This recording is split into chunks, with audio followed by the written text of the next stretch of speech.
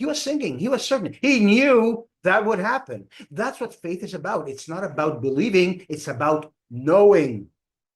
You see how different that is, how much stronger and how much powerful that is.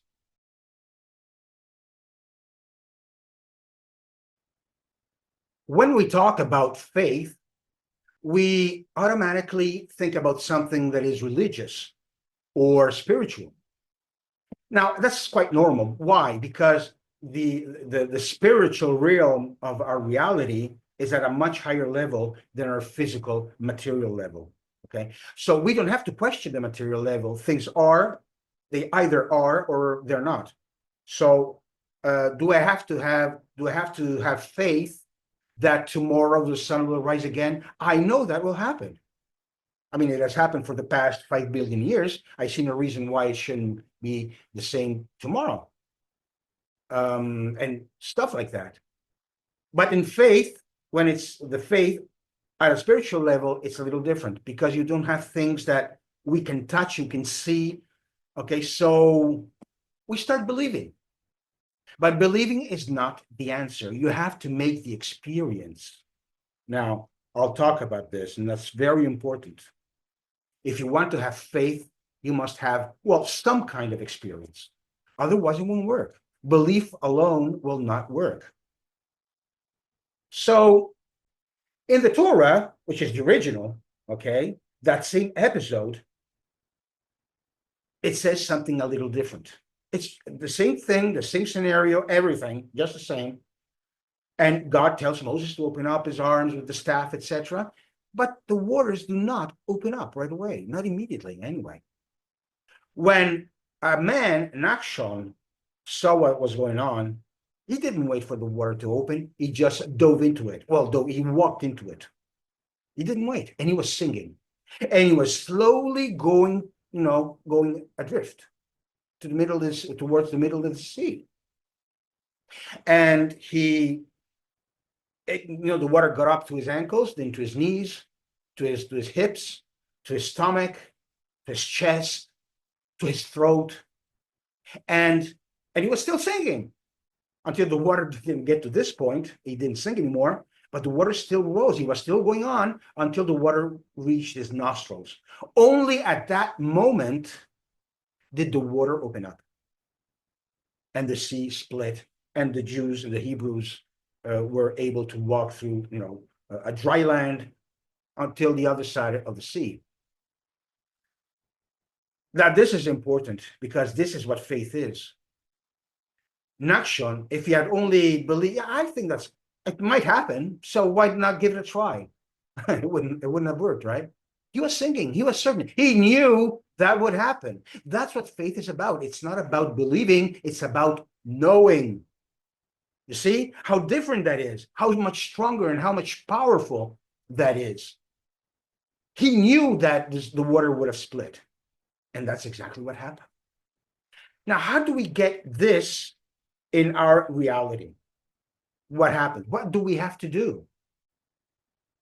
Well, very simply, we've got to keep that in mind. In other words, what I said that we have to know. So, what are the things that you know about your life that will work? I mean, look, it's like I said, it's not just about believing. You must have the experience. You must make that experience. Otherwise, it will not work. How do you know? So you either, since this guy, I mean, why would he have trusted God? Because God had done miracles already. Remember the 10 plagues beforehand in Egypt? Okay, so everybody saw. I mean, the Jews saw that. Even the Egyptians saw what happened. But still, many did not believe. He took that very seriously. Wow, is this what God can do? So he knew, that's why he knew, because things had happened already. And things happen in our lives too. But perhaps we don't consider them anymore. Perhaps we had a very rough year at school, very tough, a lot of studying, or in college or university, where you really have to study hard and hard. How do you know that you will make it? How can you have faith if you do not know that what you have been doing in those circumstances when it was really hard, you can do it again in your work, in your life, with your spouse, with your children, whatever. See, this is what faith is about. It's about knowing deep in your heart. You know, if you don't know, if you don't have that feeling of knowing, it is not going to work. Miracles are not going to happen. And sometimes we do need miracles. We will give up. And we will be justified. Oh, it was too hard. No, it wasn't. I mean, if it was too hard, nobody would have passed, right? So it's not because it was hard. It's because you did not know enough. So how can you make that work for you? Just ask yourself 5 questions when you have to face something really serious. And instead of saying to yourself, yeah, I'm sure, I'm sure, I believe this fully. Try something else. Try working on what you know. First question, what do you know about yourself that you are certain about? That means that you know. That means you have experienced it. Are there things that you know about yourself that is, it has to be. It can't be anything else. Okay, that's the first question, perhaps the most important one. If you don't have anything that you can firmly have faith in, then you're going to be weak. You can try, but you're going to be weak. And I'm sure, perhaps at school, perhaps at work, perhaps in sports, or anything else, that you went through rough times, hardships, and you made it. Then you know you don't have to believe.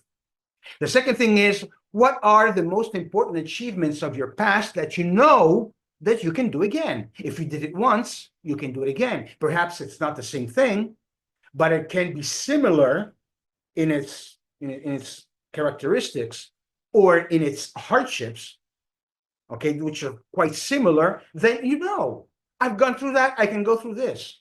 But keep it strongly in your mind. If you have a very different customer or client that you have to go and talk to, don't just say, yeah, I'll make it. I'm sure I can do that. No, stop. Go back to something similar to that. A strong challenge, and internalize it. Feel it in your guts. Oh, it's going to work. The third thing is, what are your physical, emotional, mental resources that you know that you can count on to reach your goals? What are you really good at? Physically, emotionally, mentally, how solid are you there? How have you used these resources in the past successfully? The fourth thing, what are, rather, who are your personal or professional friends that you know that you can count on? That is also very important. If you have somebody backing you and you know that you can count on them and they will do anything to help you in a given endeavor, that is powerful, because people are, they're like electrical plants. They're powerhouses. And when you share things like that, especially challenges, that can be really enriching. And finally, what are the values and the purposes that you have that will want you to pursue a certain goal, and you know that it will benefit many people? So purpose and values are very important for us. And when we follow them, it gives us a lot of strength. So keep that in mind. Okay, don't forget about your values and your sense of purpose. It can be a game changer. Okay, then you know, if you feel them strongly, you know that with that kind of fuel inside of you, you can achieve anything you want. See you next time.